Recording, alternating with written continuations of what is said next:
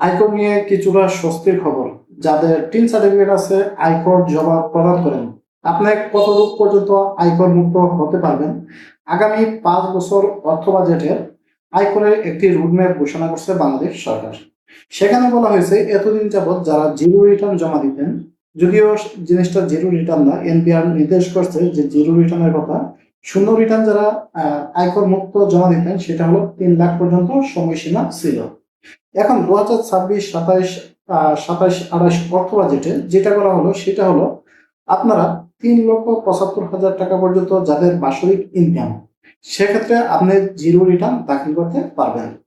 এবং মহিলাদের ক্ষেত্রে এটা আর একটু বৃদ্ধি করা হয়েছে, সেটা হলো প্রায় মহিলা এবং যা সকল পুরুষ 65+ বা 65 ঊর্ধ্বে বয়স আছে, তারা 4,25,000 টাকা পর্যন্ত শূন্য রিটার্ন দাখিল করতে পারবেন।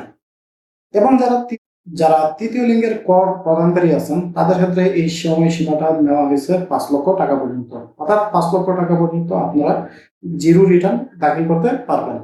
এবং যারা প্রতিবন্ধী কোঠায় আপনারা যারা করদাতা আছেন, অনেক প্রতিবন্ধী আছেন যারা কর প্রদান করেন, সেক্ষেত্রে আপনাদের লিমিট হলো 5 লক্ষ টাকা পর্যন্ত শূন্য রিটার্ন দাখিল করতে পারবেন। এছাড়াও আরো 2টা অপশন আছে, সেটা হলো যারা গেজেট ভুক্ত মুক্তিযোদ্ধা, তাদের ক্ষেত্রে এইটার সীমা হলো 5,25,000 টাকা পর্যন্ত। এবং যারা গেজেটভুক্ত জুলাইযুক্ত আছেন সেক্ষেত্রেও তাদের লিমিট হলো 5,25,000 টাকা পর্যন্ত। এই পর্যন্ত আপনারা জিরো রিটার্ন বা শূন্য রিটার্ন দাখিল করতে পারবেন। এখন প্রশ্ন হলো পরবর্তীতে আপনি কত টাকার জন্য কত টাকা কর দিবেন। 3 লক্ষ টাকার বেশি যদি আপনার ইনকাম থাকে, সেক্ষেত্রে আপনি কত টাকার ইনকাম ট্যাক্স দেবেন বা টিন সার্টিফিকেট দাখিল করবেন। এখন পরবর্তী আরো যদি 3 লাখ টাকা হয়, ধরুন আপনার ইনকাম 3,75,000 টাকা প্রতি বছরে, এবং এর বেশি যদি আরো আপনি 3 লাখ টাকা পর্যন্ত ইনকাম করেন, সেক্ষেত্রে আপনাকে দিতে হবে 10% বা 10%। অর্থাৎ পরবর্তী 3 লাখের জন্য, অর্থাৎ 6,75,000 টাকার জন্য আপনাকে দিতে হবে 30,000 টাকা কর। এবং পরবর্তীতে যদি আরো 4 লাখ টাকায় ইনকাম হয়, সেক্ষেত্রে আপনার ট্যাক্স আসবে 15%। তাছাড়াও আরো যদি আপনার 3 লক্ষ টাকার পরে যদি আরো 5 লক্ষ টাকায় ইনকাম হয়, তাহলে সেক্ষেত্রে আপনাকে ট্যাক্স প্রদান করতে হবে 20% বা 20%। এবং আপনার যদি পরবর্তীতে কর হার 20 লক্ষ টাকার মতো হয়, তাহলে আপনাকে দিতে হবে 25% ট্যাক্স। এবং এর বেশি যারা ইনকাম করেন প্রতি বছর, সেক্ষেত্রে আপনাকে দিতে হবে 30% ট্যাক্স।